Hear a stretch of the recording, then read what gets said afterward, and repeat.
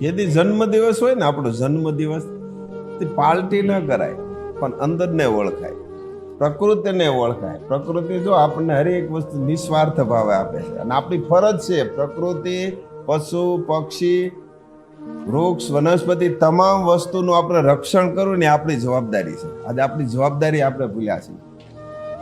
એટલે જે જન્મદિવસ હોય ને તે દિવસે એક વૃક્ષ વાવવાનું, અને એક અવગુણ કાઢવાનો અને ગુણ લેવાનો. હા,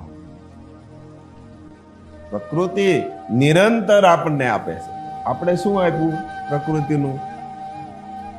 મંથન થવું જોઈએ, કંઈક આપવું. જન્મીને વીજ જવાનું, પાછું જન્મવાનું, જન્મીને વીજ જવાનું, પાછું જન્મવાનું, આ જ કરવાનું છે. કંઈક સમાજને, કંઈક રાષ્ટ્રને, કંઈક માતૃભૌમને કંઈક આપીને જવાનું. એવો ઉદ્ગાર, એવું જીવન હોવું જોઈએ કે કંઈક આપીને જાય. અને યાદ છે ને આપીને, જે આપીને ગયા યાદ પણ કરીએ છીએ. ખરેખર એનું જીવન ચરિત્ર જોવો.